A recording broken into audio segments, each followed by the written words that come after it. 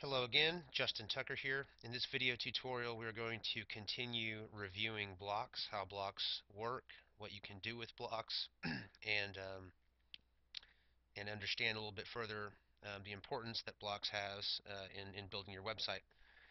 Let's see, in the last video we moved a few blocks into different regions of the website. Again, to review regions, I'm going to open this in a new tab.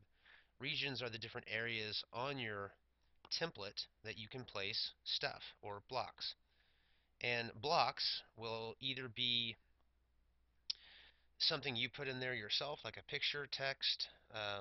Maybe you are copying and pasting some AdSense code or some other JavaScript.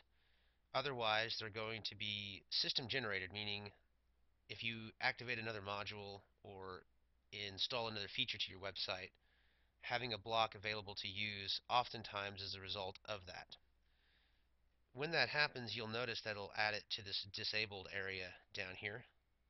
And these are all the blocks that we're not using, of course. Up here, though, we have this powered by Drupal, which is going to show in the footer.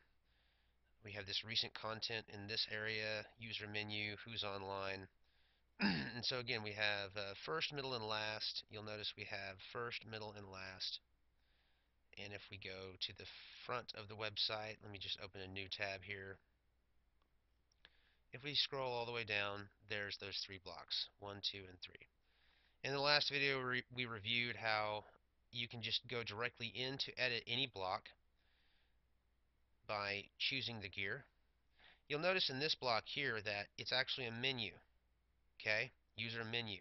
And so it gives you three options, whereas this block here is a system-generated dedicated purpose block, who's online. And all you really get to do is just configure this. Let's just dive in real quick. And you'll notice I can give it a title. If I don't like the title who's online, I can change it here, or I can place none. I can have other things to define for user activity, or I'm sorry, for this who's online block. User activity is one of them. And then we have all pages except those listed, only the listed pages. If, for example, I know that I want, and let's see here. Okay, these are a bunch of blog posts that got generated in another video when we used the Devel Generate module.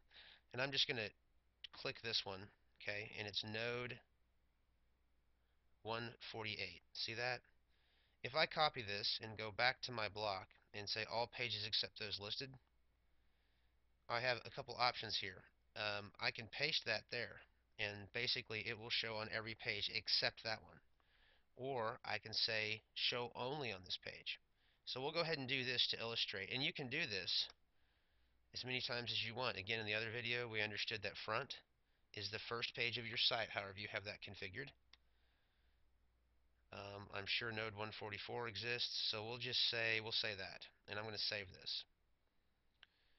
You should notice that the online block is still here because we're on the first page of the website. And there it is. However, if I go to node 114, it's gone. If I go back to the home page and choose this one, the node 148, it will come back. And so this is amazingly powerful in how you can tell blocks to show or not show on different pages by simply stating the URL. And you don't have to get crazy with it. You just have to say node/148. Now, in another video, we're going to talk about how to turn these URLs into search engine friendly URLs to where we don't have node.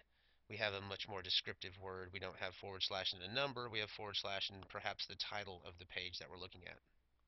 But this is what I want to illustrate here is how you can say approach it from two different angles. All pages except those listed, only the listed pages. Last video we covered content types, roles, and users, but I wanted to review kind of how you could extend this by adding or removing different URLs in your website with the node / and then the node number. If your search engine friendly URL is turned on, then how I go about figuring out what node this is I just mouse over the edit button, and you'll notice down in the bottom left it says node / 148 / edit. And that's how I get personally the node number if you have SEF turned on. But again, or I guess more precisely, URL aliasing. But we'll go over that a little bit later. That is pretty much the other thing I wanted to cover with blocks is that again, you can tell it to show or not show just by defining the URL. Now, where this is more powerful than WordPress or Joomla, WordPress, you kind of have to download other things. There's other products out there I've seen. WordPress doesn't like you to have that ability for some reason. And you can usually see a WordPress site because unless you go through the extra steps to give yourself that functionality, typically a WordPress site on the right-hand side or left-hand side, that region, if you will, is the same on every single page because the user with a WordPress site has a lot more difficulty saying, okay, I want this piece of information to show on these pages but not these pages, or vice versa. With Joomla, you do get more flexibility in defining which URL paths, but the problem is you actually have to have a link that goes to that path. So for example, you'll notice that I just have one link on my website right now, home. Okay, let's pretend I wanted to add a link to this. It'd be node 148. So I'm going to jump ahead and go into structure and go into menus, and we'll go into how to make menus here in a bit. I'm going to list links, and I'm going to add another link to my home. Again, we've got there's our home link. There's our home link. I'm going to add a new link, and I'm going to call this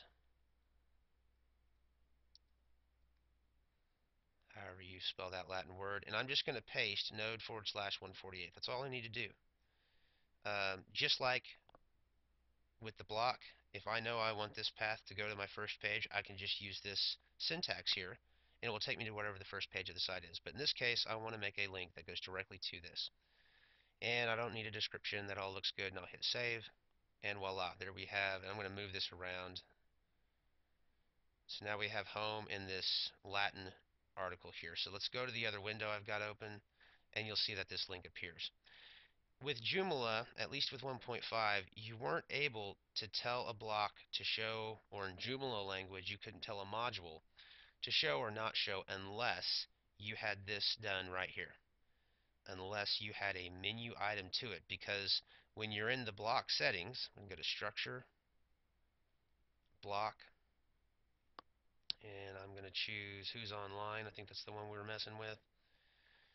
When you go in here, it wasn't an open-ended thing like this, like what Drupal offers you. It was a list of all your menu items, and you got to choose where this box is here. You got to choose which menu item you wanted this block to show on or not. Well, that's fine and good unless you need it to show on a page like this, which is node 130. Okay? So if I want a block to show on this page but not have a menu item, with Joomla that's tricky. There is a little workaround you can do with it, but it's a pain in the rear and it's not clean at all. 2.5 and maybe 3.0 has fixed this. I hope they have, but Joomla or Drupal has always worked this way, where it is a open-ended deal, and you specify pages by using their path. Enter one per line. The wildcard character, I'm sorry, the asterisk character is a wildcard. So what that means is if you have, well, and we'll just use the example Drupal gives us because I haven't set up anything else at this point. If we create pages